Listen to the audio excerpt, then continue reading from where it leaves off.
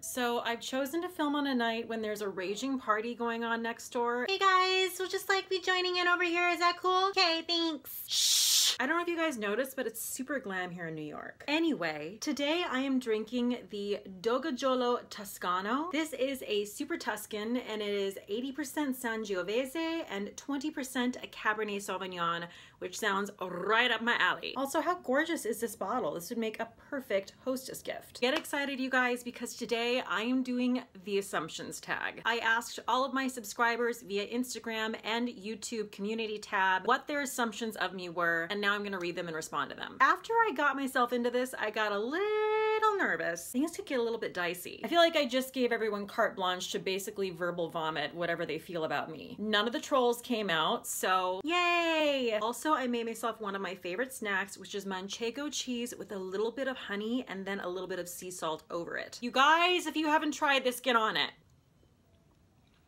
Oh my god. Just the right amount of sweet and salty. Okay guys, so let's just dig right in. Also, for privacy's sake, I'm not going to mention anyone's name. I assume your circle of friends consists of mostly gay dudes. I would say my circle of friends is maybe like a fourth gay guys and then 3/4 ladies. I think that sounds about right. I assume it'd be awesome to have cocktails with while watching the Oscars, wearing evening gowns on the sofa, armed with Nerf guns to shoot at the TV. Wow, this person got super specific. I mean, that's never occurred to me, but now that you say it, I think I might try it. I have to say I probably wouldn't do the evening gown thing because I just want to be super cozy and comfy. In lieu of a Nerf gun, I probably just fire my own sassy, salty comments at the TV, but you know. I assume you were the kid at school that didn't belong to any certain clique, knew your own mind, and went from ugly duckling to drop dead gorgeous swan. Other than the fact that I don't really think of myself as a drop dead gorgeous swan, that is dead on. I really didn't have my own clique in high school, kind of did my own thing, had my own style. I'm sure some people thought it was weird. You know, I was in the drama club, so I guess if I was a part of any sort of clique, it would have been that. I went to a high school that I think was exceptionally mean and filled with bullies. If you went to my high school and you're watching this, sorry not sorry. I wish we had had all of this awareness about bullying when I was in school because we could have used it. Oh, I'm also an overly aware person and I have been since I was a little girl, so anytime someone was making fun of someone or, you know, something shitty was going down, I had a radar and could just sense it. I assume you get hit on by a lot of lesbians and that you are open-minded so you don't mind. You know, I don't go out enough to be hit on by really anybody. If a lesbian wants to hit on me, I'd be down. That's a compliment. I assume you're super feisty and don't care much what others say. A true badass, if you will. Also, you're good at cheering your friends up. You know exactly what to say to make them smile and make them feel that it's gonna be okay because they have you. When I get impassioned about something and I've had a little bit of red wine, things could get sassy real quick. But the part about not caring what others say actually doesn't apply to me. I wish it did. I've always cared way too much what other people think. Interesting that I chose to be an actor and on YouTube. Guess I'm just a glutton for punishment. For instance, the other night someone wrote something nasty on one of my older videos and I completely allowed it to cut into my evening with Randy because, you know, it really upset me. I think I've heard the phrase, you gotta get a thicker skin, since I was the age of 10. I've just always been a really sensitive person. I don't think that's gonna change. And yeah, I think I'm pretty good at cheering my friends up. I mean, I feel like I'm pretty good at commiserating and being empathetic and just listening, because I feel like, you know, that's what I want from a friend when I'm upset. I assume that you don't have a car, but you do know how to drive. I don't have a car, and I love driving. It's one of the #1 things I miss about being a normal person, meaning a person who doesn't live in this godforsaken city. I cannot stand mass transit. I love being in a car, being in control, listening to my music, being able to control the temperature, not having to deal with stinky people, crazy people, people asking you for money, mariachi bands. I love mariachi bands, don't come for me. Sometimes you're just like not in the mood for it on your way to work, you know what I mean? I want you to imagine what it would be like if you were just having a casual drive to work in your car. All of a sudden someone opened your car door and was like, showtime! And then like a bunch of break dancers got out and just started like wielding themselves around your car and you were like, okay, so close.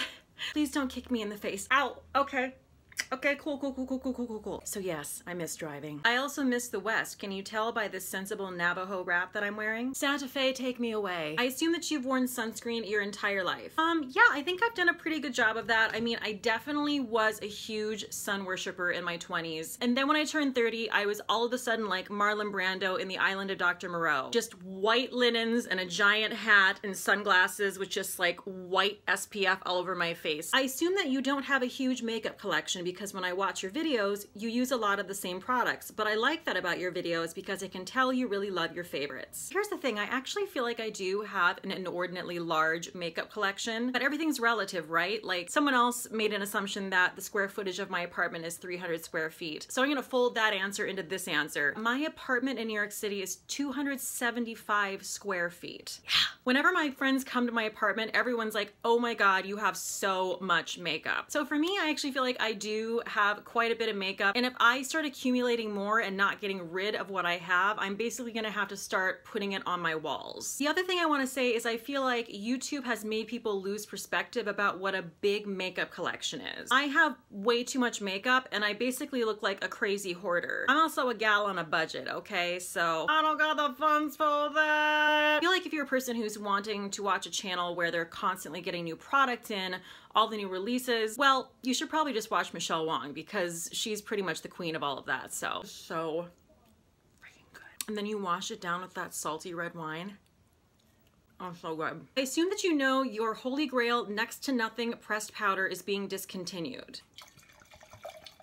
Nope, didn't know that. Damn it, Mac! And I assume you were an English major in college since you have such a lovely mastery of the English language. I really appreciate you saying that because I know that one of my major flaws is the fact that I overuse the word like, making me the epitome of a millennial. I try to cut it out of my vocab, but it just won't go away.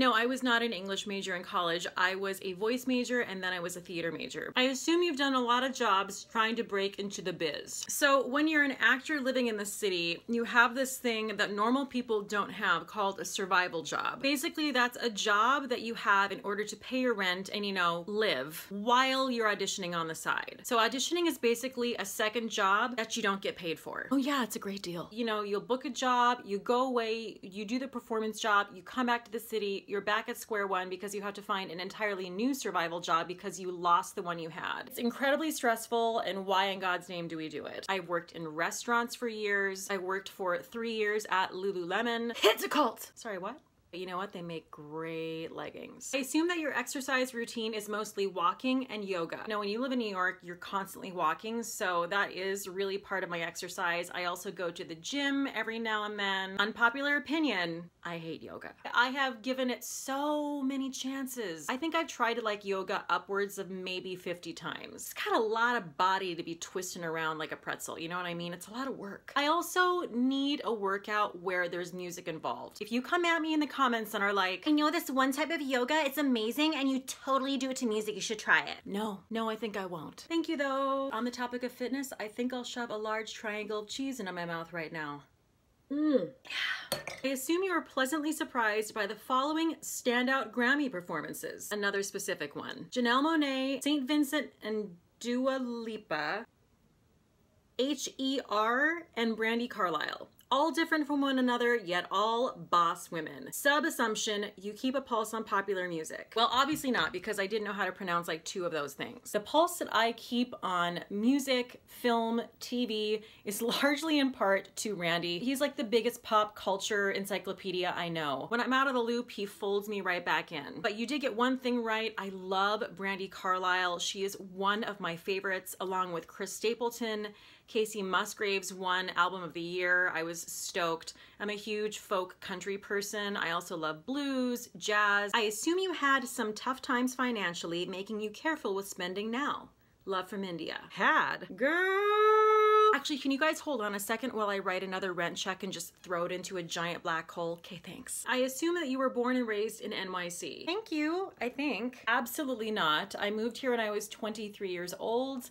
I grew up mostly in Ohio and Wyoming. I went to the University of Wyoming for college. I was a theater major, and then I promptly moved to New York City when I was 23 years old, and I've pretty much been crying myself to sleep ever since. Just kidding! Kind of though. You were a class clown in school, but your teachers liked you anyway because you are smart. I was actually the opposite of a class clown. I was the shyest person when I was growing up. In fact, I was so shy that in first grade, I was put in this small group of kids who might have some sort of social anxiety or social disorder. I just was so introverted and shy, I was barely speaking to other kids. So I am what you would refer to now as an extroverted introvert. If it's the right kind of party situation, I can definitely, you know, exhibit a sort of effervescent personality and all of that. But honestly, it takes a lot of energy. When I got into theater, that's really what sort of helped me break out of my shell. But I'm still that kind of shy, introverted girl and feel like I always will be. The last thing I ever wanted when I was growing up was to be noticed and be seen. I pretty much wanted to disappear into the wall. And I was honestly annoyed by class clowns because they weren't as funny as they thought they were. Shut up though. I assume that you are quite tall and statuesque with long legs. Sharon Stone dupe. Okay, you better butter me up. I don't know about the Sharon Stone dupe thing, but I am 5'10". I actually have no torso and all legs. So whoever you are, you're nailing it to the ground. I am of mostly Scandinavian heritage, so I'm basically stalking around New York City like the Jolly Green Giant. Hello down there. I assume you have a love-hate relationship with high heels. They look great, but can you wear them? Did you get any shoe envy watching Sex and the City? That kind of bleeds into what I just said. I mean, I'm a tall gal, and I'm not saying that tall gals should not wear heels. The only time I ever wear heels is if I'm going to an audition that I feel like requires that, because when I put on heels, I'm at least 6'2". And again, nothing wrong with that, but also where am I really going in a pair of heels? I'm either like lounging on my bed, drinking wine, making you guys a video, or like throwing on a head wrap and going to the grocery store. Who do I think I am? Where am I gonna wear heels? When you live in New York City, I realize there are still people who wear heels. However, it's not very functional, it's not comfortable, and it makes zero sense for a city where you're basically walking everywhere. Guys, I thought the party next door was over, but apparently it's not. You think I should just go over there with my cheese plate and see if I can join in? I feel like that's not the kind of party they're having. Also, I eat the rind on cheese. Is that wrong? If that's wrong, I don't want to be right. I'm wondering, not assuming, well, those aren't the rules, but I'll allow it, if you have a New York snob side we don't see on camera. You know, I'm trying to think. I really don't think I do. The only thing I feel like I could get a little snobby about is tourists because, well, they're annoying. But honestly, I'm not a person who gets caught up in going to really sceney restaurants. I'm a huge homebody. I'd rather just stay in and have some wine and just chill out. Or if I'm gonna go out, I wanna just go someplace really casual with nice ambiance, have some beers, a burger. I assume that you were in the Broadway production of Hamilton or Wicked. If you ever see that I'm in a production of Hamilton coming to a city near you, you might have to pass on that. I'm never gonna be in Hamilton. I'm not cool enough for that shit. I'm also a white non-dancer who doesn't specialize in pop or rap. I mean, I can lay down some salt and pepper from like 4th grade, but that's all I got, okay? Here I go, here I go, here I go again, girls, what's my weakness, man? Okay, now chillin', minding my business. Thought I looked around and I couldn't believe this, I swear. Me's my witness. The brother had it going like a someone kinda, wicked. Had to kick it. I'm not shy, so I asked for the. Oh no, that won't make me see what I want. Slip, slide through it swiftly. Felt it on my hips, so I dipped back. Did my bag of trips, and I went for the grip. And I'm on my pick, flip 'em like a lollipop should be licked. Came to my senses and I chilled for a bit. Don't know how you do the voodoo that you do. So well, what's a spell? Hell, makes me want shoot. What do you guys think? You are a street smart, die-hard New Yorker, and you have love for the city life. No. I appreciate people who feel that way. I just could not feel more opposite. I would never be in New York City if I wasn't an actor. I used to think I was a New York City person, and then I moved here, and it is one of the most inconvenient, exhausting, angry cities I've ever been in. People are gonna come at me in the comments about this, but listen, you can say all you want. I lived here for 14 years. I think New York is fantastic to visit.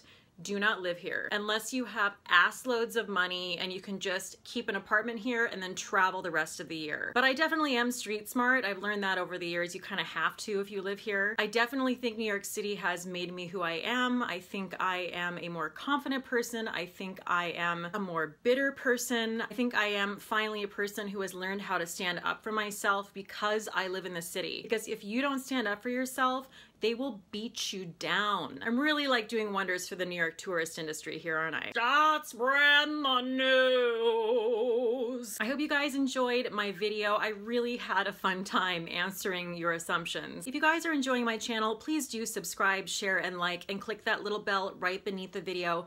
That is going to alert you anytime I drop a new video. If you don't click the bell, YouTube might not notify you about that, so just do it. Okay, bye. Ooh, yeah, wine teeth. All right, well, whatever.